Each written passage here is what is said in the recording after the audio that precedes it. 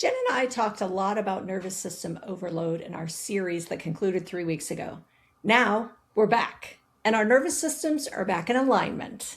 So today we're stepping into a different conversation because once the nervous system isn't just trying to survive, a new question often appears. And it's not, how do I keep going? It's what wants to come alive now. And this is the beginning of our new series. Becoming isn't over. And today we're starting with this truth. Wanting more is not a crisis. Every lesson is a lyric in the universal song. Oh, the lessons of the journey, I'll weave them in my song. Hello, and welcome back to Lessons of the Journey. I'm Coach Nicole here with Coach Jen. If this is your first time here, we're really glad you found us. And if you're a regular listener, welcome back. Over the last several episodes, we spent time in a series called The Neural Load. We talked about what happens when the nervous system carries too much for too long, why so many women feel depleted, and how to calm the system, create realistic schedules, set boundaries, and stop burning yourself out just trying to keep up. That series was about stabilization, about creating safety, finally being able to exhale. And for many of you, that work mattered. You rested more, you simplified, you stopped pushing in the same ways, but then something unexpected happened. You didn't feel exhausted anymore, but you also didn't feel fully alive. And that's where this new series begins. This series is called Becoming Isn't Over, and it's about what happens after survival mode, when you're no longer asking your nervous system to endure, but it starts asking you a different question. Is this still true for me? Is this still nourishing? Is there more honesty, creativity, or meaning wanting space here? Today's episode is called Why Wanting More Isn't a Crisis, and it's about reframing the quiet restlessness so many women feel in midlife, and maybe before or after, not as dissatisfaction or ingratitude, but as a signal of growth. Before we go any further, we want to say this clearly. Wanting more does not mean you're unhappy. It does not mean you're ungrateful. And it does not mean you're broken. That's right. Somewhere along the way, many of us absorbed an unspoken rule about life, that it's supposed to peak early and then slowly narrow. That by midlife, the goal becomes maintenance. Hold it together. Don't disrupt what is working. Be responsible. Be realistic. So when that quiet, restless voice shows up, that whisper of, is this really it? We tend to treat it like it's a problem to solve or a flaw to suppress. We assume something must be wrong, that we're being dramatic, that we should just push the feeling away and keep going because nothing's really wrong. Instead of asking the more curious question, what is this trying to tell me now? But that voice rarely shows up when life is chaotic. It doesn't usually appear when you're exhausted, overwhelmed, or in survival mode. It shows up when things finally get quieter. When the kids don't need you in the same way anymore. When work feels steady, but flat. When the pace of life slows just enough for you to hear yourself think. When you're no longer in crisis, and yet something inside feels underused. That moment can feel confusing because technically nothing is wrong. You're functioning, you're capable. You might even be more regulated than you've ever been in years. And that's the key. This isn't dissatisfaction. This is capacity. In our positive emotions series, that was episodes 52, 53, and 54, we talked a lot about how to create more capacity for feeling good. When you're not just managing stress, but able to feel curiosity, interest, and possibility again.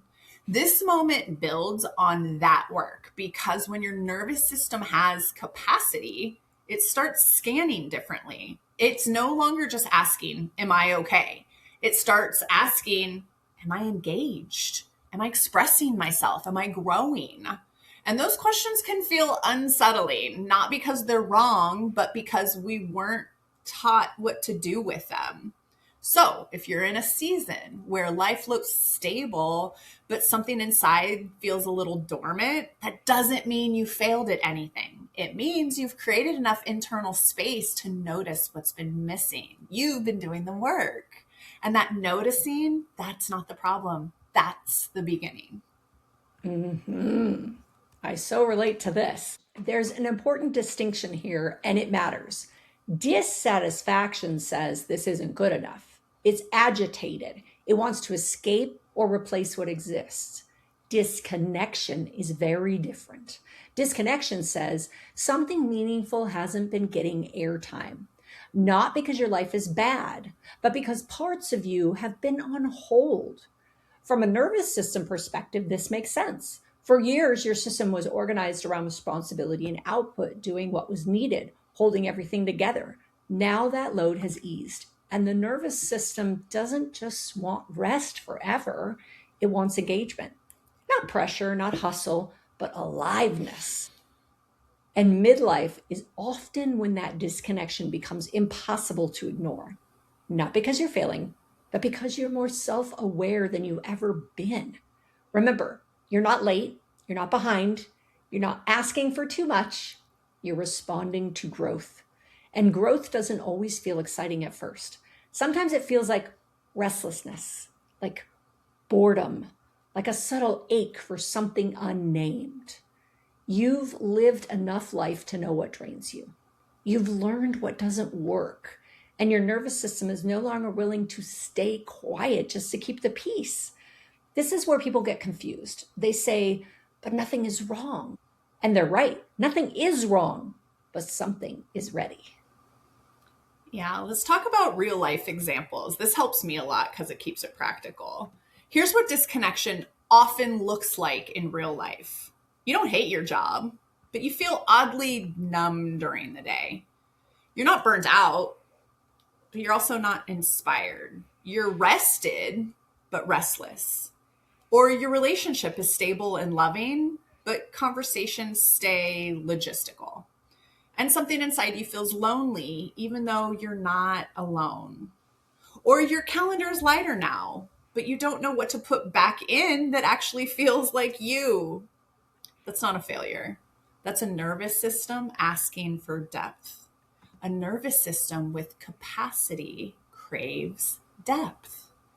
And as we grow more self-aware, the nervous system becomes less willing to stay quiet just to keep the peace. I know so many midlife women are like, yes! Because here are some things we hear from women that our listeners might relate to. I should feel content, but I kind of feel flat. Or my life looks good on paper, but I just don't feel energized by it. I don't want a new life. I just want to feel like myself again. And often this feeling shows up in the quiet spaces. An empty nest, a career plateau, a relationship shift, or simply the moment when survival mode finally loosens its grip. When the noise dies down, your curiosity finally gets a chance to speak up. You've learned what overrides your body, so the signals get clearer, not louder, just more persistent. Flatness, a low-grade ache, a longing you can't quite name yet. This is not a crisis. It's transition. Oh, I love this because I feel this so much in so many parts of my life right now. This episode, it's not about fixing anything. It's not about making big decisions. It's not about quitting your job, rethinking your marriage, or blowing up your life. And it's not about finding the right answer. What this episode is really about is permission. Permission to stop treating that inner nudge like a problem to solve. Permission to stop explaining it away with logic or gratitude. Permission to stop asking yourself, what's wrong with me? So many women hear that quiet pull and immediately move into management mode. They try to suppress it. They try to outthink it, or they try to turn it into a plan before it's ready. This is why so many women describe midlife as confusing, not because they don't know who they are, but because they're realizing they're more than who they've been allowed to be. Oh, punch in the gut, Nicole. Oh, Yeah. okay. I got emotional. I'm tearing up here. Why? More than who they've been allowed. Holy. Okay, sorry. Keep going. Woo! Yeah. That's a pretty intense statement when you think about it. And allowed means by everyone else and yourself. Mm-hmm. Where's the allowing coming from? You've got to allow yourself first. Yeah. And curiosity, it doesn't need a plan, it actually just needs space. And pressure, even self imposed pressure, shuts that space down. Mm.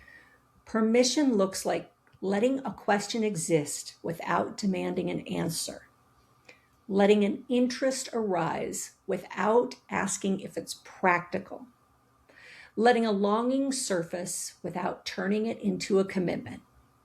This is especially important if you spent years being responsible, reliable, and composed. Your nervous system learned to prioritize stability over expression.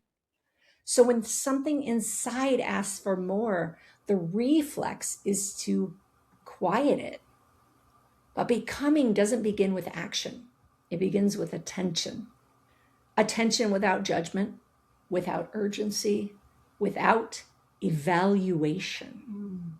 Just noticing what lights you up, what drains you, what you miss, what you keep returning to in your thoughts. That noticing isn't indulgent, it's informative. And here's the most important part. Giving yourself permission doesn't mean you owe anyone an explanation. Not to your partner, not to your family, not even to yourself yet. It simply means you're willing to listen.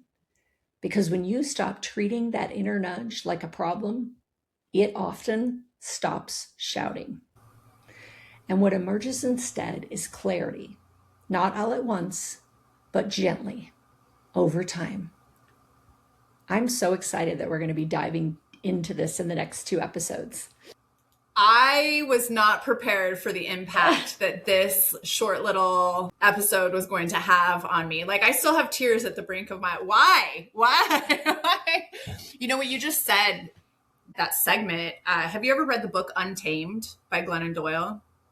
No. Oh my gosh. It's everything you're saying. Read the book. Okay. When I read this book, I went, I feel seen. And it's a lot of what's happening here. It's the, for so long, pushing away because I'm responsible. That seems indulgent. That's what you just said. And you were speaking to me. And because you were speaking to me, I know that you were speaking to all of our listeners. I'm not the only one that's ever felt this, obviously. Wow. I don't have a takeaway. I'm so excited for this. I think that was a takeaway, by the way. I got nothing. I want all of this information now. This was short and sweet and to the point of I feel seen and heard. Yeah. Because I have been feeling that. And in so many ways, I have been saying it's just menopause. But now I'm realizing it's not just menopause. There is menopause. There is what's going on with that. But there's also my nervous system going, there's more. Yeah. And you are ready for it. And it's time to acknowledge it. Yeah. That makes me feel seen and heard. That makes me realize that there's something else going on that I need to pay attention to instead of just saying, I feel unsettled because my hormones are the way they are. Yeah. And I am identifying with it in perimenopause. And I'm an elder mother. I was 38 and 40 when I had my kids. So I have young ones. That means I had an entire professional life before I had children. I had a body that I was used to for 38 years before I had children. I'm in my 40s and I'm like, there's more than this. I used to be, or I'd like to be. I had all of these things before I had kids and they're still very young and I'm still feeling that yearning to who am I? I lost myself in motherhood for a little bit. That's normal and natural and not resenting my children at all, just noticing.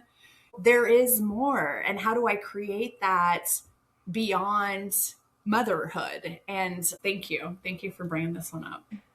I also want to point out that we don't just do this in midlife. I think we have times in our life that we go through these micro moments of feeling this way. And I think it even happens once in our 20s. We have these moments. In your 20s, you hit that point where you go, I'm not a child anymore. And now I'm an adult. And it feels like there's opportunities that are out there that are kind of going, hey, pay attention to this because you're an adult now. And now I'm an empty nester. I feel like we have these micro moments of having this experience. In midlife, it's the big one. But I think there are other ones people can relate to this. A lot of us go through this experience in our lives. Definitely. Is it what I've been taught subconsciously, unconsciously? Are these agreements that I've taken part in? Or am I not serving myself by the choices I'm making at any point in life? I love that you said that noticing isn't indulgent, it's informative. And we talk a lot about just collecting the data and using that information to make the next right choice for us. I love this. I'm excited about the possibilities when we just allow ourselves. So this is going to be a fun series. Yeah, there's a lot of permission in this first part, and I love that. We didn't give you anything to do other than just pay attention. Yes. To you. Because for all the listeners, this is you. This is your experience right now. Paying attention to you. Okay. Questions. I'm going to go first. Go first. Okay. When in your life have you felt your biggest adrenaline rush? Ooh. Oh my gosh. The first thing that came to mind, it was just to pop up. If you let me think about it, I'll think of 100 more. But the first thing that came to mind was I went to college on a full volleyball scholarship. And I was recruited and I went on the recruiting trips and I signed with a school and I couldn't sign myself. I was 17. And so I could sign, but my parents also had to sign because I went to college at 17. And it was this rush. Wow. Number one, this is happening. Oh my God. Number two, this is happening as far across the country away from my family that it could possibly happen. Is literally coast to coast.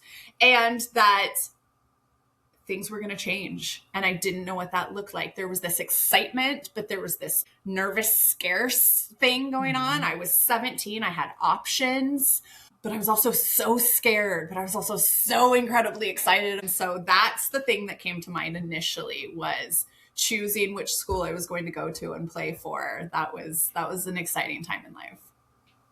That's awesome. Yeah. Great answer. Thanks. Okay. If you could undo one moment in your life, what do you think it would be? Oh my gosh. See, that sounds so heavy. Like I'd undo a lot of things. I ponder all the stupid things I do and go, why'd you do that? Or why'd you say that? Or I'm trying to think of like the big defining moments. So I get to undo something. It feels so heavy. Okay. I can figure this out. By the way, for anybody who wonders if we know these questions ahead of time, we don't. We don't. It's our spur of the moment. And usually Nicole edits out like 30 seconds of us going, because I don't think you guys want to listen to that. That's why we answer quickly. But otherwise, we do not know the answer to these questions. Geez. I mean, there's so many things, but I'm trying to think specifically. There's different situations I would have handled differently. Tell me the question again. If you could undo one moment in your life, what would it be?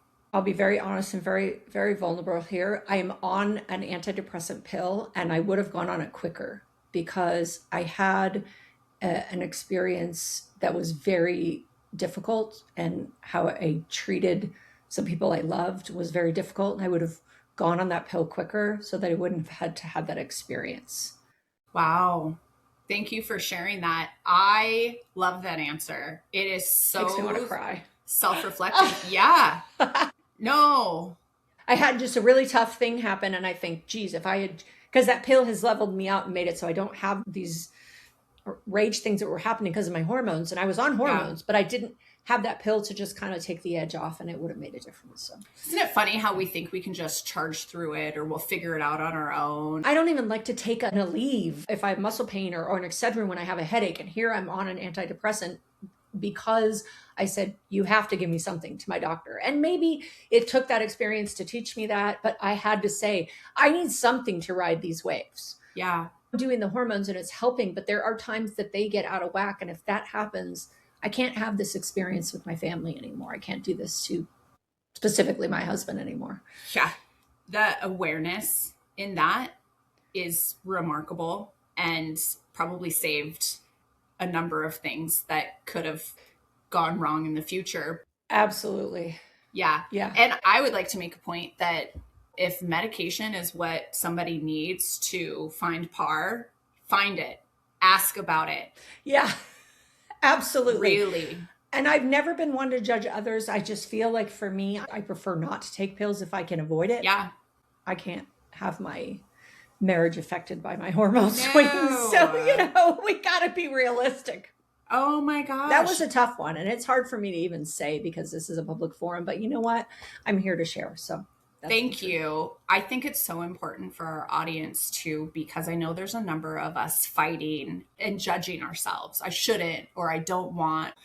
None of that really matters when it's coming down to living our best life. Thank you for sharing that. Proud of you for saying that out loud. Thank you. And by the way, I call it my happy pill. So that's how Tim and I refer to it. He's like, do you have your happy pills? I'm like, yeah, I haven't had that. Oh, wait, I got to take my happy pill today. That's what we call it, is my happy pill. Oh, that is a fantastic answer. And I really just want to honor you for saying that out loud. I think it's really important for people to hear. Okay, Nicole and I want to leave you with a question. Not one you need to solve, just something to ponder. Where in your life do you feel a quiet pull for something more? Not something dramatic, not something disruptive, just something honest.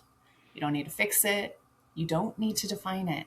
Just notice it. That's all. Because becoming isn't over. It's just asking for your attention.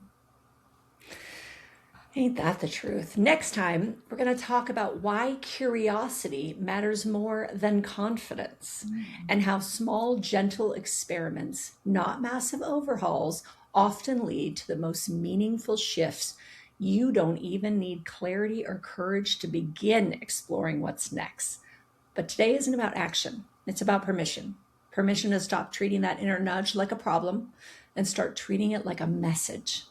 If this episode resonated, share it with a friend who might be feeling the same quiet restlessness. Thanks for being here. And remember, the journey continues because your brain isn't done yet. Bye, everyone. Bye. Write your lines with passion.